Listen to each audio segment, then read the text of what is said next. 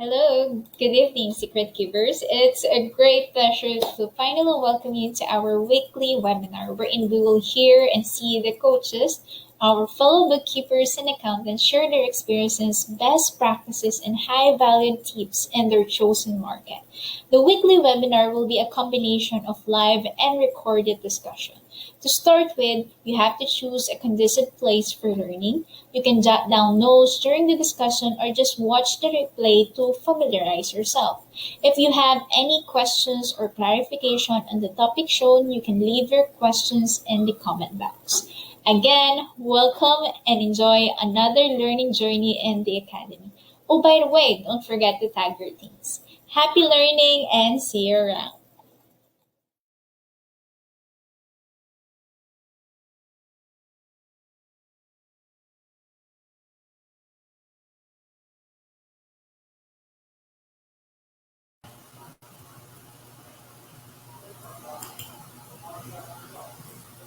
Okay, hi guys, good evening. Meron na tayong 8 viewers.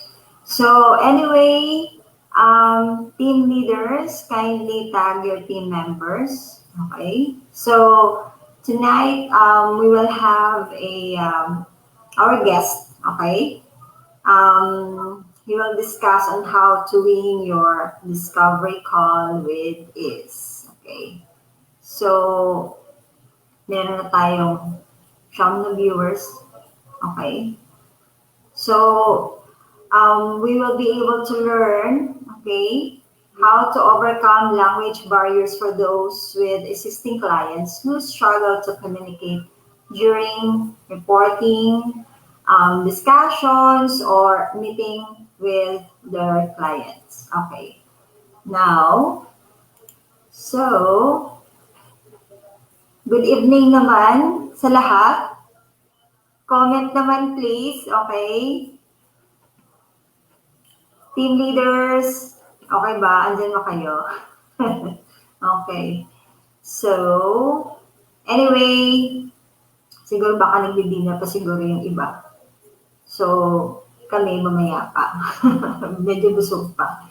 So, good evening everyone.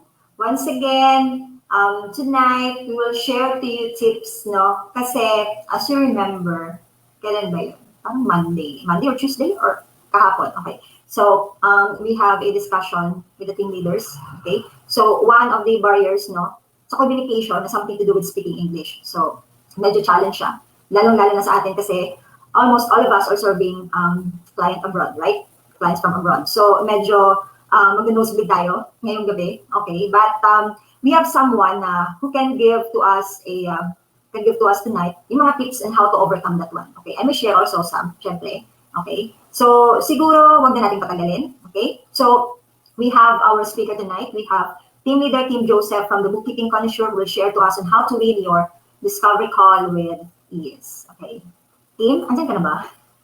Yes, I'm here naman. Ayan, andyan si Power PL. Okay. Naayos ko yung camera ko kasi parang, Baka may Diba? papasok din sa ating tuwan oh, mo. ako baka may bukas. So, Para yun. sa Okay. Ano, coach? Yeah, good evening, coach. Medyo nawawala-wala yung yung audio mo. I mean, maybe my connection, not yours. Okay lang naman, naririnig naman kita. Ganun ba? Sige, sige, sige. Sige, So, kaya yun. So, Sabagay start wala na tayo. start yun eh. Okay, sige, go. So, yun. I was actually planning to present something like a slide or para sa discussion, but I think kasi naka-word lang siya ngayon. Wag na lang muna siguro. So I'll discuss this one na lang one by one. So tips on how to close I mean tips on doing DCs with ease. Ano nga ba yung nakalagay doon? Winning your DCs with ease. Ayun. Yes. So masyadong confident yung yung title. Para naman. But yeah, definitely what I would like to share to everyone, lalo na sa mga members ng Academy, is that when it comes to DCs, do not overthink masyado, like whether I'll be closing this one or not, or whatever it is. Kasi ako kasi personally, I always think that when it comes to DCs, kasi it's a discovery call, the only thing that I keep in mind is that I should be able to help, or will I be able to help or not? So because we always live by the line, be um in a place of help. So yun. So we're there to discover the pain points of our clients, the problems of our prospective clients. And I think it's not kasi it's not about us. It's about them. So hindi natin maiiwasan na kabahan tayo lalo na pag first time. Um but definitely it's always an experience for us every time nagkakaroon tayo ng DC.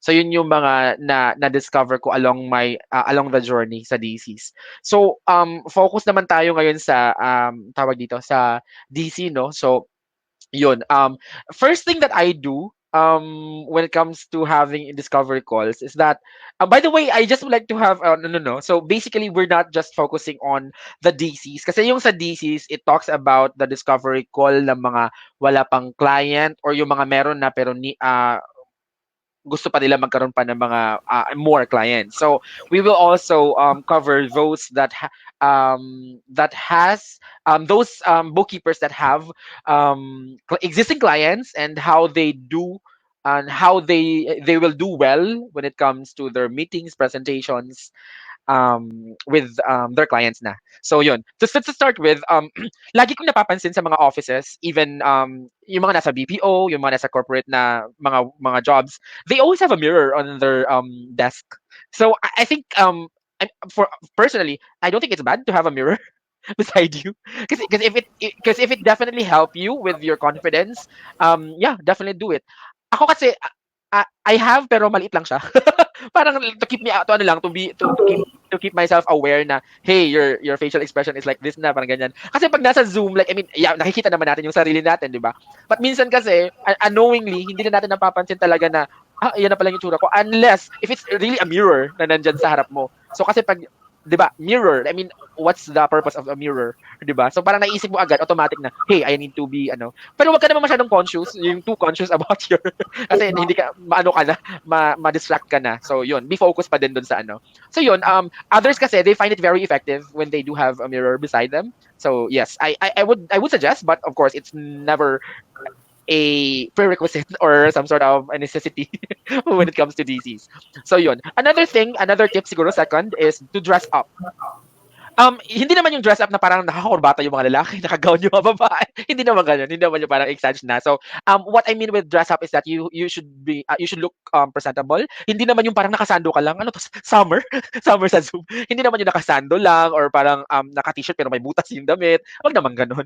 Kumbaga parang 'di ba, we believe that first impression lasts. So, basically if the impression of your prospective client is that, oh, parang nakita naman nila na you're presentable and then kapani-paniwala naman talaga yung pagiging bookkeeper or accountant mo. So yeah, then dress up. So kahit wala namang pag-ibaba because video call lang naman to. So what I normally do is naka-boxer lang alak ako. Naka-boxer lang ako with my DC. Hindi naman yun totoo. Not unless magtatayo ka. there was Yun lang. there was a call na my client parang tinawag siya ng husband niya. Na babae ito Tapos okay naman yung upper. Tapos tumayo siya kasi tinawag siya ng husband niya. Yung parang husband niya parang very controlling yung boses kasi naririnig ko yung parang sumigaw ata. So wala siyang choice but she stood up. Nakita ko naka-shorts, as in yung shorts talaga, as in short. Oh, 'Di ba? May mga short na parang nakakaano lang talaga yun. Parang natawa lang siya kasi wala siyang ginamit na background. So basically kung ano talaga yung wala siyang ginamit na filter whatsoever. So yun nakita ko talaga. Natawa na lang siya nung bumalik siya. Sabi niya, doon pa lang niya naalala na, oh my God, did you see me wearing my shorts? Yeah. Parang awkward. Pero okay naman. It went well pa din naman. So yun, mabait naman siya and then yeah, hindi naman natin yung maiiwasan. May mga mishaps talaga when it comes to DCs. Kasi live yun eh. Meron bang DCs na recorded? So, wala naman DCs like you raise your questions and then magre-record din siya ng answers niya. Hindi naman ganun. So yun. Another tip siguro is watch a video or a funny video. Minsan, hindi minsan, but usually, yung ginagawa ko talaga is I go to YouTube and I watch funny videos. Yan, type ko lang sa YouTube, funny videos 2020, funny videos 2021, mga ganun. And then may mga compilation din naman doon. So, yun, nakikita ko doon yung mga nakakatawa na mga videos. And what's good about it is that ginagawa ko yun, by the way, 1 hour before the DC. So what's good about it is it boosts your confidence, or parang nasiset yung mood. Like, you don't have parang yung kaba mo for the past hours na, oh my god, I have a DC, like I have a DC this coming 6 p.m. ang ganyan. And then parang iniisip mo na siya 1 p.m. pa lang, 2 p.m. ganun. Every ano lang naiisip mo siya. But if you're going to watch a video, like a funny videos, wag naman yung horror videos. It doesn't make sense you watching horror videos, you know. So yun, you watch tawag dito, funny videos or memes or whatsoever that uplifts your mood, that sets your mood. So ang ginagawa ko, nagwa-watch ako ng YouTube funny videos an hour before, and then share ko lang din yung experience ko after noon. So parang 5 minutes before the call talaga na nag-settle down na ako. So yun, wala nang videos or wala nang ano, so nag-prepare na talaga ako. And nakakatawa kasi nadala ko yung mood ko sa DC. So during the DC, nag-start na yung DC. yung ano, ganito. Hindi naman yung parang hindi naman yung tatawa na parang baka sabihin naman ni prospective client na ba't tumatawa to sa akin, hindi pa kami nag-start. Hindi naman. So parang happy lang, like parang I joined the Zoom room na parang happy talaga yung mood because I've minutes ago I've watched the videos. Yun. So what I did was like, hi, good morning. How are you, by the way? Parang ganoon na yung ano ko, yung aura or yung mood. So parang sabi naman ng client, sabi na, oh, you have such sunny disposition. Like, why are you happy? No, I just watched some videos before this call. Oh, wow. So parang ganun, dun pa lang nagkaroon na ng rapport, na build mo na yung relationship, or nakapag-build ka na ng rapport, and na-set mo na yung tone of yung mood ng call nyo. So yung parang hindi na ako kinakabahan, and then siguro si prospective client din parang at ease siya during our conversation. Kasi parang hindi naman ako yung parang yung may mga questions ako, but hindi naman yung parang very ng mga questions like you have to answer this. Kasi hindi ako hindi ganoon yung mood ko when I enter the call. So it really helps. So aside from that, siguro smile or laugh at yourself while looking at the mirror while watching kung ano man ang pinagtatawanan mo. So you practice talaga. Like, ako kasi na ugalian ko na yung parang pagising sa umaga, I stretch my mouth. Not because of my braces, but because of I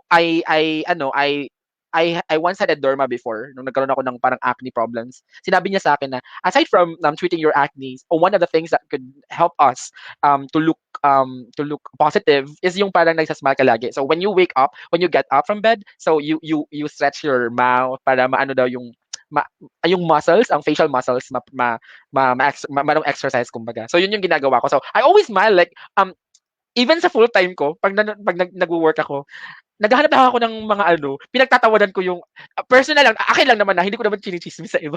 May for example sa emails, may nare-receive ka ng emails na mali yung grammar, mali yung spelling, nagkaroon lang ng parang interchange of letters, parang gano'n. Natatawa na ako sa mga gano'n.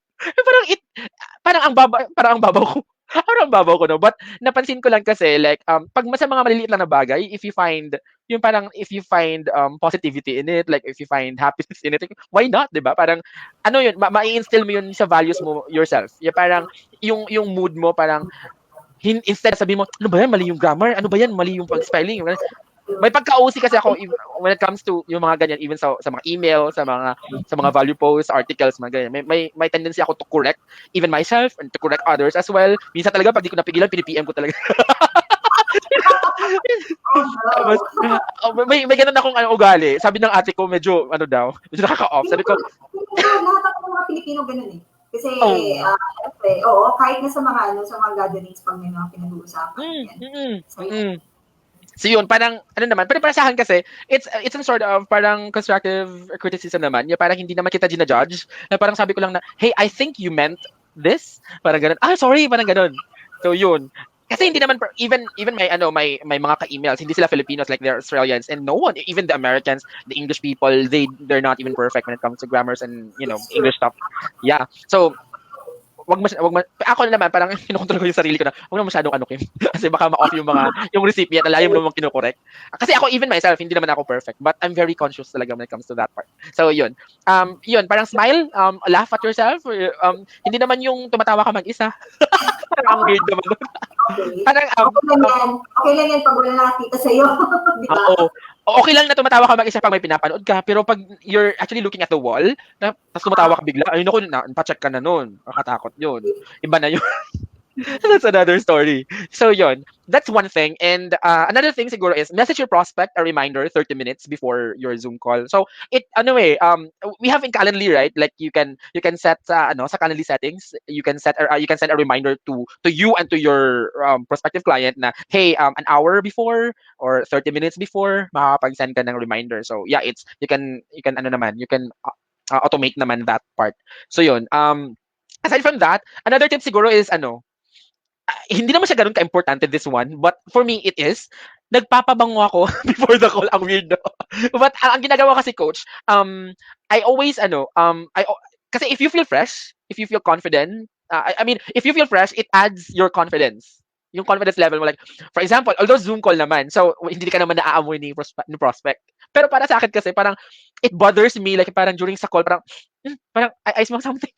Yun, yung parang very particular din ako sa surroundings, sa environment. So yun, parang naugalian ko na before DCs, as much as possible, I go to shower first, and after that, magpabango ka ganyan. So optional lang naman to. So if you feel like mabango ka na as you are, then be it. Wala namang pilitan to. Yes. So yun, magpabango. And I think the best thing then that I am practicing when it comes to DCs is that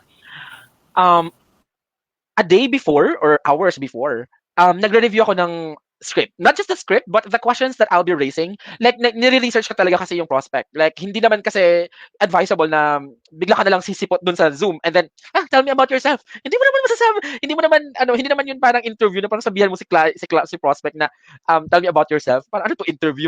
Interview na nag-a-apply na empleyado. Hindi naman. So, basically, you need to be very careful when it comes to the questions that you're about to raise during the DCs. So, as much as possible, review it. That we do have DC script.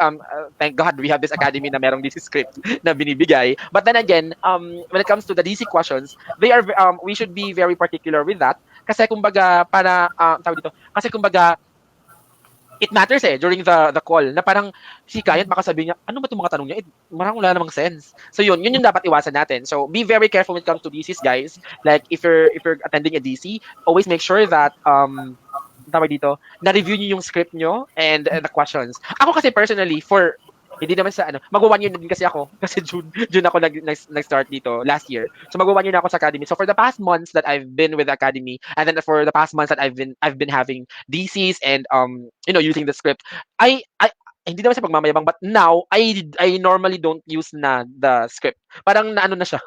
Na-absorb na siya ng ko, na-absorb na ng inner self yung mga dapat kong sabihin during the call. So, yung lagi ko na lang inaano is yung mga research output ko. For example, the client is a commercial properties owner, yung parang ganun. Kasi real estate yung niche ko, di ba? So, yun, parang nire-research ko na siya and then ako ng mga possible questions. Yun na lang yung parang nasa notes ko during the call. So, hindi na yung mga DC script na parang internalize ko na for the past month. So, yun.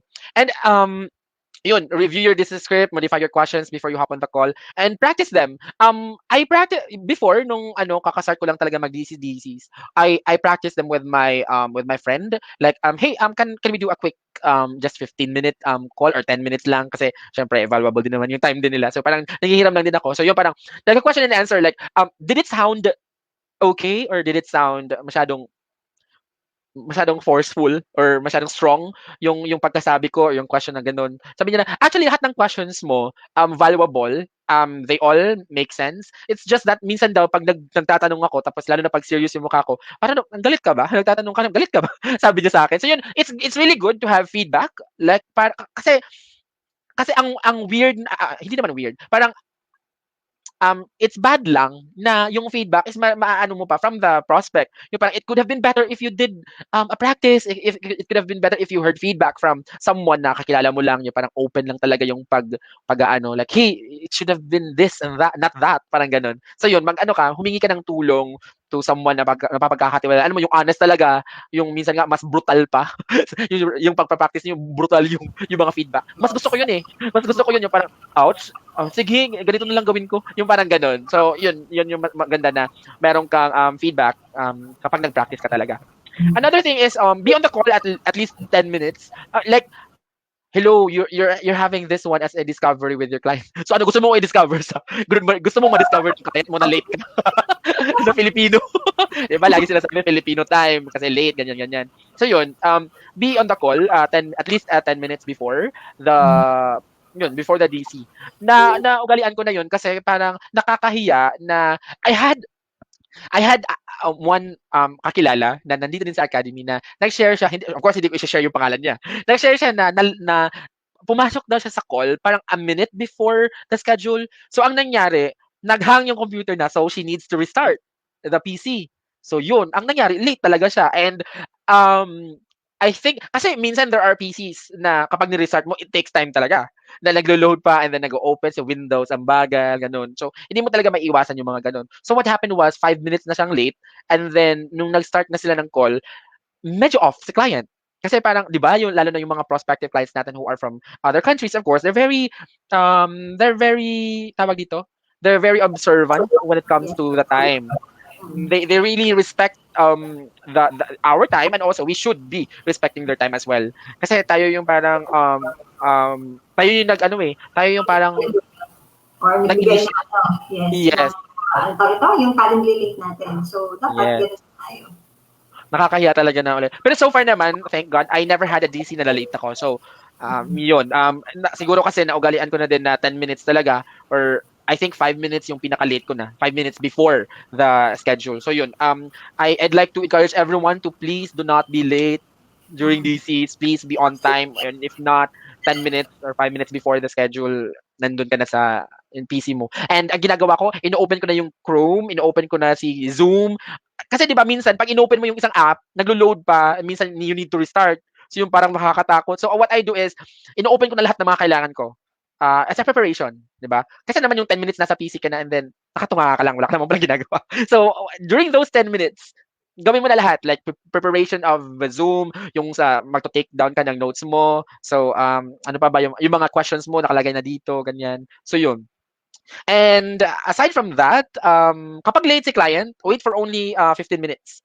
Ako, there was a client na na-late siya for 20 minutes. Pero hanggang 15 minutes lang talaga kasi yung parang quota ka na. So after 15 minutes, nag-ano na ako, nagtawag dito, na nag-leave na ako sa meeting room. So what I did, I messaged the client and then nag-apologize naman siya and then he booked another schedule sa Calendly ko. So yung parang ganun, like wag tayong parang nagmukhang hinahabol sila like, "I need to close this," ganyan. Sorry talaga kasi ano, ganyan. Wag tayong masyadong apologetic. Kasi minsan kasi tayong mga Pinoy, parang sobrang bait natin, napaka-ano natin, like very apologetic. "Oh, I'm sorry, I didn't know that after 20 minutes you were there. Because after 15 minutes, I already left the meeting room." Wag tayong ganun. Like, be firm with your standards. Kumbaga, so ganun. So, 15 minutes late is it's not good para sa akin. So parang it shows unprofessionalism. So yun, parang it's a lesson learned for the client that he needs to book for another schedule in my calendar link. Kasi parang nakaka-off yun, yung parang, ano ba yan, first time. Hindi lang sila yung merong first impression last. Tayo din. Parang, baka pag naka-work ko na to, late dito magbigay ng mga bank statements. mga assumptions agad, mga ganyan. But wag naman, parang ano lang, give them a chance naman. So yun. Another siguro is, what I do is I have a tracking sheet. Like, kung may na-DC ako of today, ano yung pangalan, saan ko siya nakuha, and anong date kami na nagkaroon ng DC, anong niche niya. Parang meron ako naka-Excel file, kaso hindi ko siya nabuksan pala. I-share ko sana, no? Pero hindi ko siya nabuksan. Let me just try. So, I'm not sure if kaya ko siyang maano. Ano ko lang to parang tawag dito, parang inano ko lang siya. Discover ko lang din. Let me just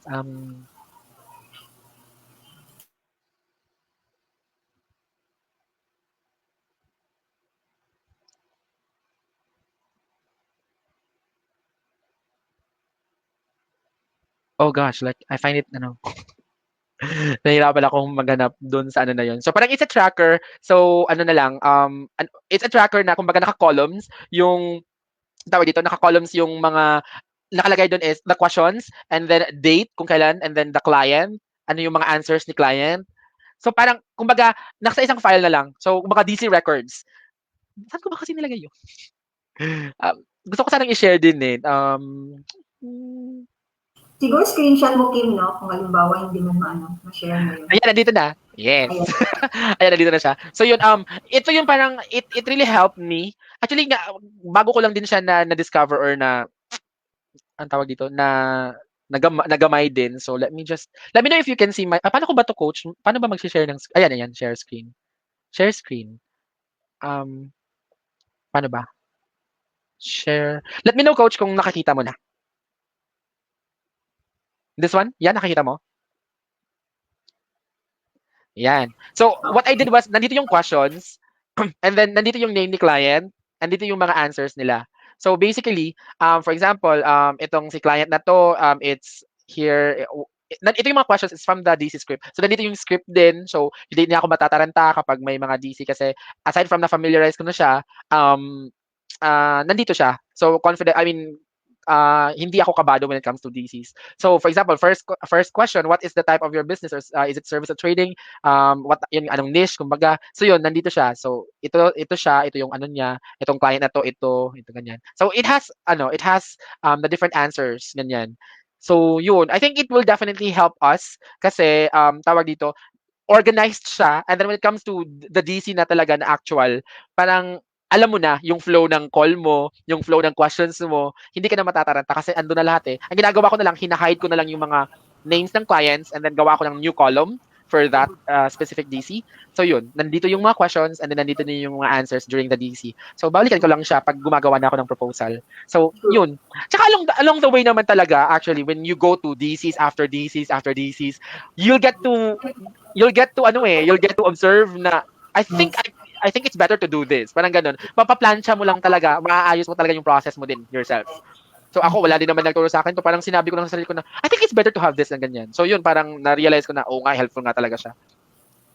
So yun. Aside from that, I think, hello? Yes. I'm sorry, I thought you were raising a question. So yun. Yun nga, dahil yun nga, parang, after the call, parang mag-thank you ka kay client. Hindi naman yung send ka agad ng proposal. Para ma-thank you for taking that call earlier. I really appreciate it. Just to give a summary, hindi summary, just to reiterate, I will be sending the proposal 2 days after. Parang ganun. Yun lang, very short lang. Parang in-acknowledge mo lang na thank you for the time and then the proposal will be sent 2 days after today, parang ganun. And that's it. So yun, tapos na yung DC mo. 'Di ba? Parang wag mo masyado talaga siyang i-overthink. And one thing that I've learned as well is that the only way to close deals is to set your mindset talaga. It's not about closing the deal, but I mean, of course it is. I mean, apaka-hypocrite naman pag sinabi ko it's not about closing the deal. I mean, it is one, but the main reason talaga that we hop on a DC is that to know if we can help or not. Yun. Kasi there were DCs na gusto talaga, nag-book siya agad ng call sa Calendly ko. But yun nga, we found out na hindi pala real estate. So yun, tawag dito, may ni-refer ako na, ito magaling to siya sa e-commerce, ganyan. So yun, parang if it's not for you, then there should be that someone na para sa kanya. So yun, parang, and if you can help, then help. Kasi nga, we are there. We come from a place of help. So we're there to help. So yun nga, parang hindi man ako nakatulong sa kanya sa paghahanap niya ng book, sa paghahanap niya, kasi hindi kami fit eh. So yun, ang nangyari nun is nag-refer ako ng someone na who is an expert when it comes to e-commerce. Kasi siguro matutunan ko din. Kasi pero kasi ako, na-specialize ako sa real estate. So parang nasabi ko na back to day one. Back to day one sa pag-aaral. So I mean, yun nga, parang if it's for you, it's for you. And then kapag naman pala bago ko makalimutan, kapag pala hindi mo na close yung deal, do not take it against you. So it's not about you. Again, it's not about you. Do not be too hard on yourself. Na parang sinisisi mo yung sarili ko na, did I not do well on the call? Or siguro mali yung mga tinanong ko sa kanya. Siguro na-off siya ganyan. Masyado tayo nag-overthink. So, wag ganon. Kasi ikaw lang naman yung madedihado eh.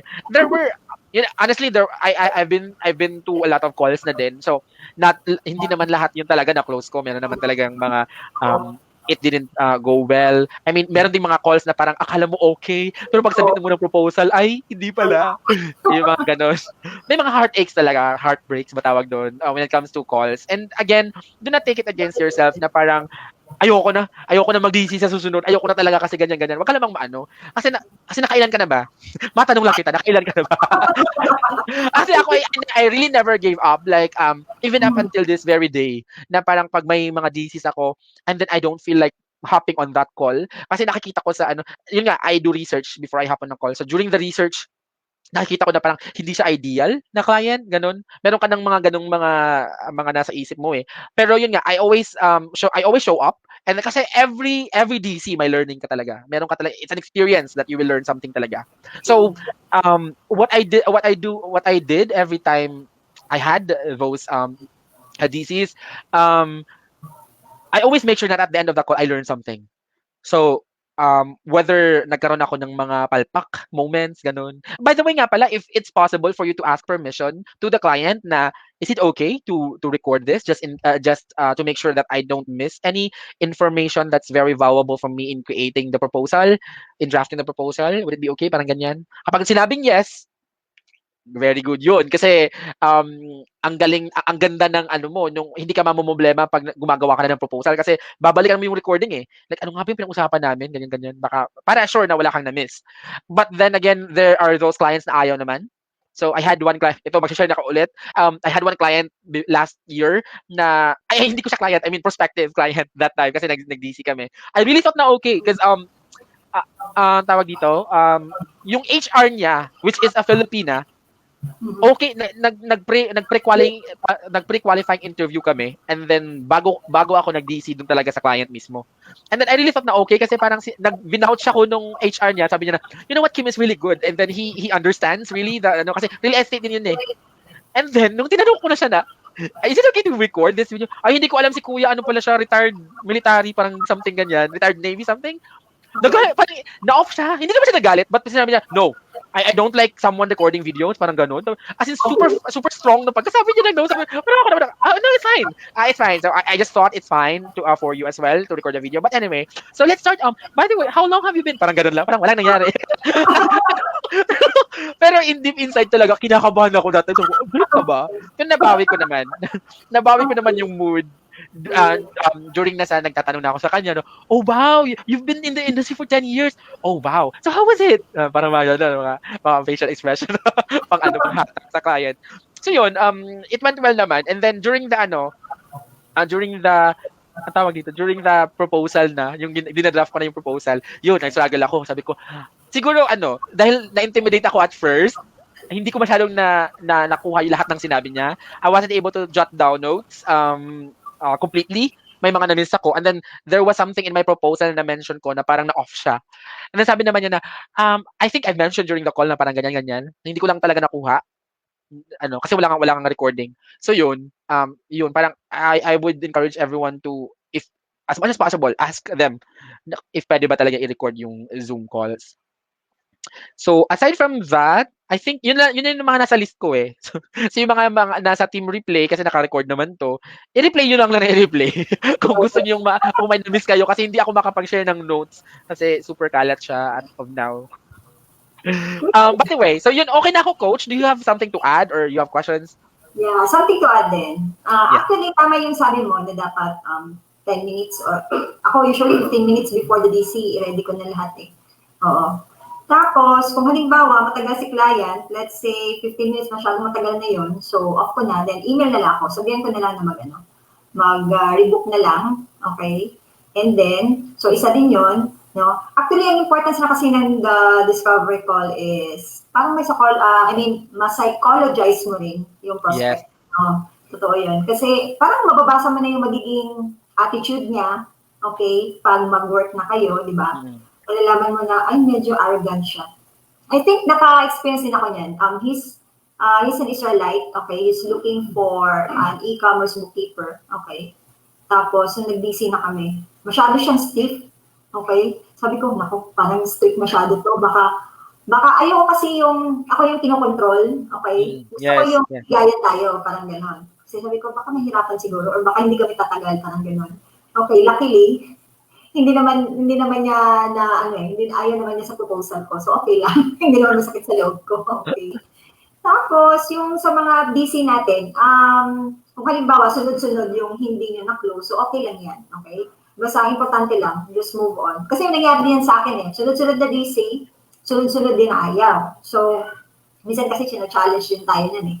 So, dyan din yun, pinupoint out kung hanggang saan ka, diba? So, nung ika-6 na DC, so, pagdating sa proposal, nag-go na agad. So, ibig sabihin, hindi talaga yung para sa'yo, okay? Yung mga nauna. So, ganun lang.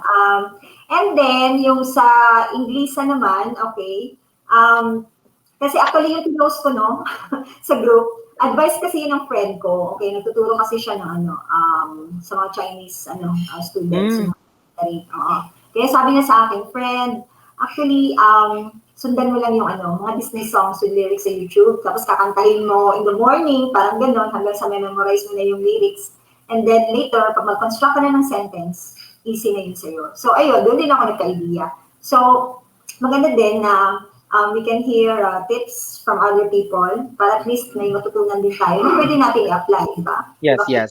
Yes. By the way, before I forget pala, I mentioned earlier that we have this tawag dito, we have this experience as well when dealing with existing clients na, hindi yung mga DCs na. So kapag may nagkaroon tayo ng mga presentations or meetings, discussions with our existing clients, I think it would be best for us to know the language din. Hindi yung language na literal na English language. I mean, kung how your client talks, how your client speaks. Like for example, masyadong tawag di, masyadong millennial yung terms na ginagamit. I think it would be better na alamin mo din yon and then makijive ka.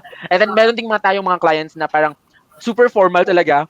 Iwasan mo talaga yung mga words na parang nakaka-off, na parang yung mga for example, ano pang example natin, yung words na parang hindi siya bagay talaga sa sobrang formal na mga tao, like yung mga nag-ano tayo, yung mga tawag dito, nag-acronym like BRB, yung mga be right back, yung mga ganon. Meron kasi yung mga grabe naman yung senior citizen, grabe naman yung agent yun. Yung parang mga baby, ayoko mag-ano, basta yung mga, I mean, yung older than us. I mean, yeah, the older than us. So yun, meron kasi yung mga ganun na parang hindi sila sanay gamitin yung mga millennial terms, even yung mga acronyms. Like, I mean, it's not about kasi alam ka naman pag-effortan pa natin sila, like research mo na lang, like BRB, ano pa ba yung mga colloquial terms ba yung tawag doon? But I think not. Merong tawag sa terms na yun, mga terms na yun eh. Pero nakalimutan ko. So yung parang as much as possible, we pattern our language to our clients. Like meron akong client na super fast magsalita. Kasi alam ko na lagi silang nagmamadali. So, ang ginagawa ko, ay, nagmamadali din ako.